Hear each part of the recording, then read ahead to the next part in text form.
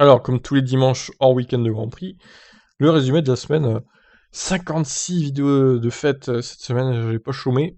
En même temps, il y avait une actu chargée encore, hein. Donc Aston Martin va bien faire appel de la DQ de Vettel.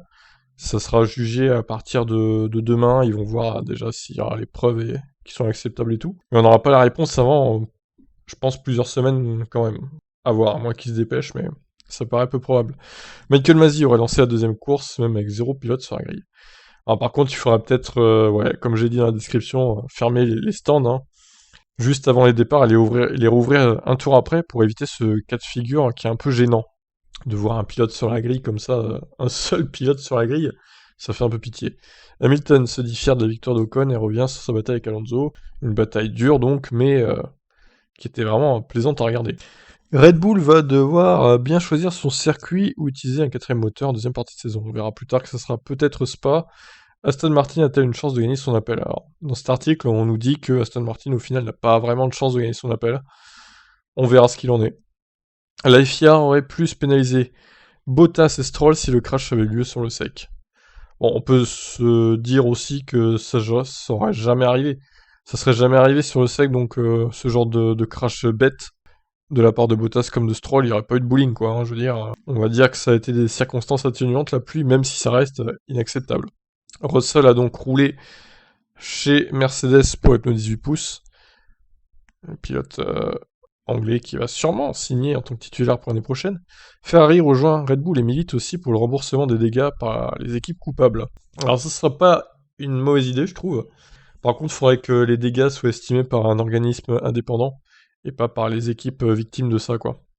Crash en Hongrie, le moteur de Perez, lui aussi menacé d'être fatalement hors service. Ils vont devoir changer également le moteur de Perez, a priori chez Red Bull. Avant la Hongrie, Bottas aurait contacté Red Bull pour prendre la place de Perez. Donc ça c'est une rumeur, honnêtement j'y crois pas du tout. Ça me paraît un peu gros. On passe. Verstappen déclare que Mercedes a endormi Red Bull avec son pseudo-arrêt de développement. Et ils vont continuer à un moment, plusieurs semaines je pense, à développer leur voiture chez Mercedes. Villeneuve mise sur un échange Bottas-Stroll pour 2022. Magnifique miniature hein, de Bottas avec une barbe. Oh, Villeneuve il dit n'importe quoi. Hein. Je vois pas pourquoi Stroll viendrait chez Mercedes, ça n'a aucun sens. Et que faire de Russell dans ce cas-là? On le laisse chez Williams, pourrir encore plusieurs années. Oh là là. Alors, drama dans la Williams Academy. Williams se sépare avec effet immédiat de Denting Toom, qui aurait plus tard proféré des insultes contre Latifi, qui l'a traité de merde sur Twitch notamment. Donc il a pas l'air très gentil, hein, ce Denting Toom.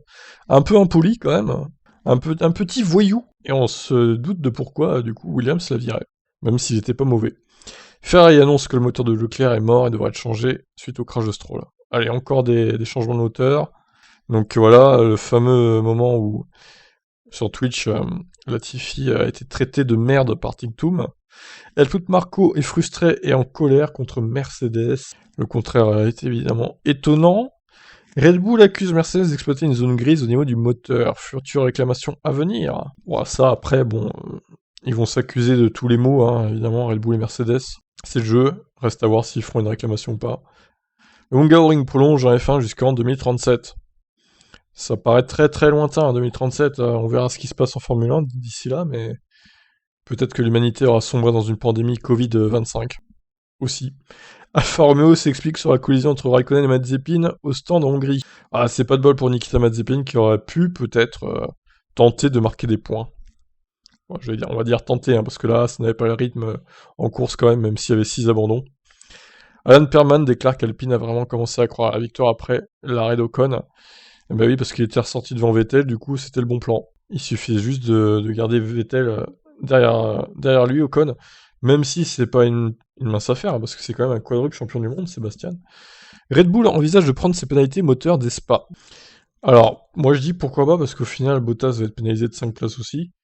Et Spa, c'est un circuit où on peut quand même dépasser avec le DRS et tout, donc pour faire des remontadas, c'est plutôt pas mal.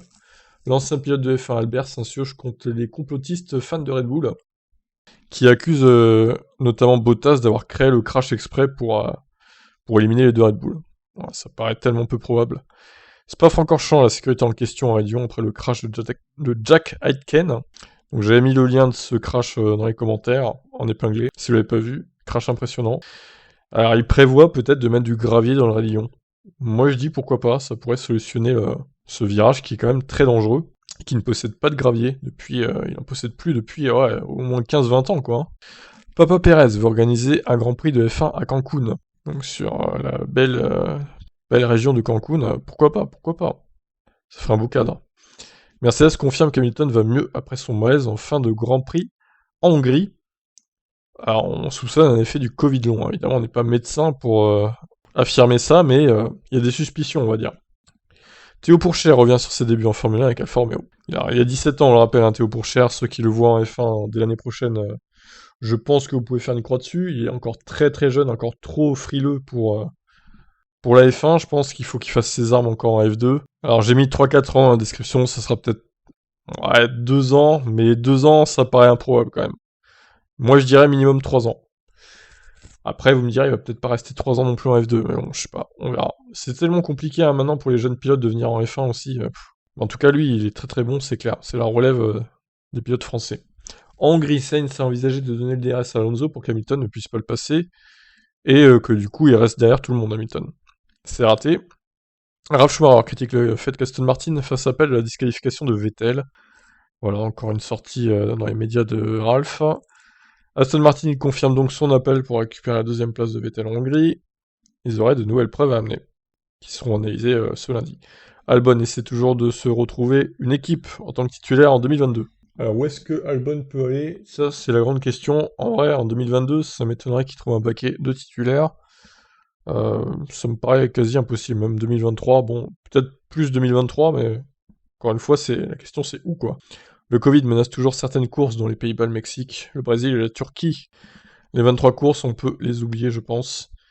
Le Grand Prix de Belgique 2021 imposera le pass sanitaire européen, c'est maintenant officiel. Donc PCR négatif de moins de 48 heures, vaccin de dose, ou vaccin de dose du coup, seront demandés pour assister au Grand Prix de Belgique. Donc voilà, dictature sanitaire, en gros. Helmut Marko, Gasly ne retournera pas chez Red Bull avant 2 ans au mieux. Donc bon, encore une fois, c'est le débat, hein. Est-ce qu'il vaut mieux pas être P1 chez AlphaTauri que P2 chez Red Bull? Moi, je pencherais plus pour P1 chez AlphaTauri quand même. Après, peut-être que Gasly ira ailleurs et quittera le giron Red Bull. Ocon se dit heureux de ses relations avec Alonso chez Alpine. Très bon duo apparemment qu'ils font les deux là. C'est plutôt bien. Le nouveau Fernando qui s'entend bien avec ses coéquipiers, qui les respecte et tout. Incroyable. Les nouvelles preuves d'Aston Martin, pour l'appel, seront examinées ce lundi, donc comme je vous avais dit tout à l'heure. Le monde de l'F1 rend hommage à Valentino Rossi qui prend sa retraite en MotoGP. Bah oui, clap de fin pour Valentino qui raccroche le casque après des années et des années de carrière en moto. Il est passé aux 4 roues apparemment, notamment en endurance. La F1 programme le Grand Prix de Miami pour mai 2022. Nouveau circuit donc aux États-Unis. Le changement de direction assistée a été crucial pour Alonso cette saison. Il est maintenant parfaitement à l'aise avec son Alpine, et ça c'est une bonne nouvelle pour l'équipe. Damon Hill s'inquiète pour la santé d'Hamilton et son possible Covid long. Et oui, c'est terrible ça de voir que Hamilton a encore des séquelles de ce putain de virus là. Ses capacités pulmonaires en gros elles ont été réduites je pense par rapport au Lewis avant Covid. Donc c'est pour ça qu'il a du mal à finir certaines courses quoi. Il est à bout de souffle à la fin, prêt à s'évanouir. La F1 a d'autres idées d'innovation pour certains week-ends de Grand Prix l'an prochain. Bon, reste à voir quelles sont ces idées. Les qualifs sprint reviendront bien en 2022, donc ça c'est une certitude, avec sûrement plus que 3 courses dans la saison, à voir. Peut-être 6 du coup. Suite à sa partie de bowling, Damon Hill pense que Bottas va passer un été horrible. Bon après, faut relativiser, je pense pas qu'il rumine ça tout l'été non plus Bottas. Je pense que son sort est à peu près scellé chez Mercedes. La preuve, hein, Russell qui fait des tests Pirelli pour l'année prochaine chez Mercedes, bon ça veut tout dire. Je pense qu'il a été mis au courant avec son management de travail pour lui obtenir un autre baquet. Helmut Marko pense que la course aux évolutions va continuer cette saison, la guerre des évos donc n'en finit plus de se terminer entre Red Bull et Mercedes. Selon Otmar Safnauer, Aston Martin a réussi à sauver sa saison 2021. Moi je pense qu'il est encore un peu tôt hein, pour dire ça, on est à peine à la mi-saison, donc il faudra faire le bilan à la fin de la saison, voir comment ils ont performé quoi. Et enfin, dernière actu, Alonso avoue encore avoir du mal à gérer la défaite. Fernando est un compétiteur dans l'âme, hein, donc évidemment, tout ce qu'il veut, lui, c'est de gagner des courses, et pas finir 8ème. ou 5ème comme en Hongrie. Même si c'était mieux que 8ème d'habitude. Voilà pour cette journée, enfin cette semaine chargée. On se retrouve demain lundi donc, je vous invite à vous abonner à Tip Stories évidemment. C'est là-dessus qu'on fera les prochains lives, comme d'habitude, de la Formule 1. Et il y a aussi mon site de pronostic qui est ici. Inscription gratuite évidemment pour pronostiquer des spas. Et mon Twitter est ici. Voilà, pour ça je vous laisse. Bye bye.